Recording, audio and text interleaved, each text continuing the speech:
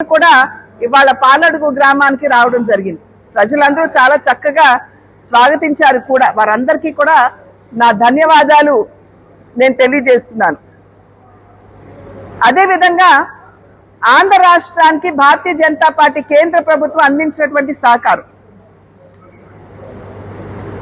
మొన్న చూసినట్లయితే ఒక 2-3 రోజుల క్రితం అమరావతి నిర్మాణానికి కేంద్ర ప్రభుత్వం 4,285 కోట్ల రూపాయలని విడుదల చేయడం జరిగింది.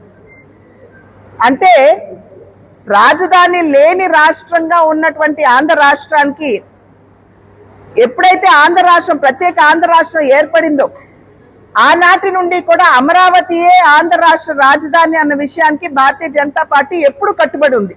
2014వ సంవత్సరం నుండి కూడా.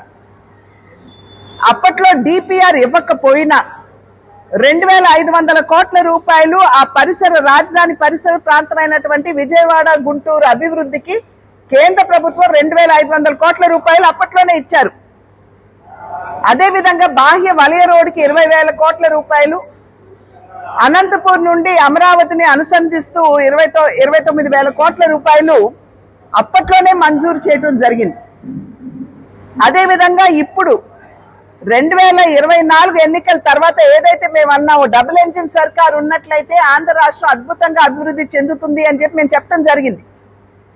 దానిలో భాగంగానే ఇవాళ ఏషియా డెవలప్మెంట్ బ్యాంక్ ఏదైతే ఉందో ఏడిబి మరియు వరల్డ్ బ్యాంక్, ఈ 2 బ్యాంకులు కూడా సంయుక్తంగా 13,600 కోట్ల రూపాయలు అమరావతి నిర్మాణానికి ఇవ్వడానికి వారు సంసిద్ధమయ్యారు. అయితే మిగిలిన 1,400 కోట్ల రూపాయలు ఏదైతే ఉందో అది కేంద్ర ప్రభుత్వం ఇవ్వడానికి ముందుకు వచ్చినటువంటి పరిస్థితి. ఆ సందర్భంలో వయబిలిటీ గ్యాప్ ఫండింగ్ అని ఏదైతే అంటామో దానికి సంబంధించి కేంద్రం 4,285 కోట్ల రూపాయలు 4 రోజుల క్రితం విడుదల చేయడం జరిగింది.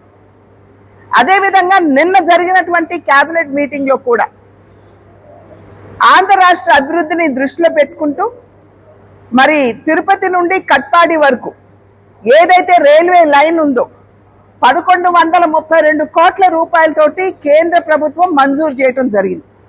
ఇది రాయలసీమ ప్రాంతానికి బాగా అనుకూలించేటువంటి ఒక కార్యక్రమం. ఎందుకంటే అక్కడ ఉన్నటువంటి రైతులు, వ్యాపారవేత్తలు ఎవరైతే ఉన్నారో చాలా వరకు కూడా వారికి తమిళనాడుతో వారికి ఉన్నటువంటి సంబంధం, అదేవిధంగా ఆ ప్రాంత అభివృద్ధికి దోహదపడుతుంది, అక్కడ ఉన్నటువంటి విద్యార్థులకి దోహదపడుతుంది. కనుక ఏదైతే మేము ఎన్నికల్లో చెప్పామో డబుల్ ఇంజిన్ సర్కార్ కనుక ఉన్నట్లయితే, కేంద్రంలో ఎన్డీఏ కూటమి, రాష్ట్రంలో ఎన్డీఏ కూటమి ఉన్నట్లయితే ఖచ్చితంగా ఆంధ్ర రాష్ట్రం ఏదైతే అభివృద్ధిని గత 5 సంవత్సరాలు చవి చూడలేదు. మనందరికీ తెలుసు, ఇంతకు ముందు ఉన్నటువంటి ప్రభుత్వం వైఎస్ఆర్సీపీ ప్రభుత్వంలో విధ్వంసం, విద్వేషం తప్పించి మనం ఇంకేమీ చూడలేదు. అదేవిధంగా రాష్ట్రాన్ని అప్పుల ఊబిలోకి నెట్టివేశారు. ఇవాళ నెమ్మదిగా కేంద్ర ప్రభుత్వ సహకారంతో రాష్ట్ర ప్రభుత్వ సహకారాన్ని అందిపుచ్చుకుంటూ నెమ్మదిగా మళ్ళీ తిరిగి యూనిఫామ్ ని ఒకరి దయతోటి వేసుకోలేదండి. పోలీసు ఎవరైతే ఐపీఎస్ అవుతారో వారు చాలా కష్టతరమైనటువంటి పరీక్షలు రాసి వాటిని ఆ పరీక్షల్లో ఉత్తీర్ణులై వారు పోలీస్ సేవలోకి రావడం జరుగుతుంది. సాధారణంగా మనం ఏమంటాం, పోలీసుని 4వ సింహం అంటాం. ఇప్పుడు రాష్ట్రంలో లా అండ్ ఆర్డర్ ని కాపాడటానికి వారి ప్రాణాన్ని సైతం వారు పణంగా పెడుతూ ఉంటారు. అటువంటి పోలీస్ వ్యవస్థని కించపరుస్తూ, అవమానపరుస్తూ ఆయన ఆ మాట్లాడడం అనేది ఇది ప్రతి ఒక్కరూ కూడా ఖండించవలసినటువంటి విషయం. ప్రతి ఒక్కరూ కూడా ఖండిస్తున్నారు. అందులోనూ అక్కడ అన్నమయ్య జిల్లాలో అక్కడ ఉన్నటువంటి ఎస్పీ ఎవరండి, మహిళ. కనీసం ఆ ఆలోచన కూడా లేకుండా బట్టలు ఊడదీసి కొడతాము అని చెప్పటం ఇది ఎవరు కూడా సహించరు.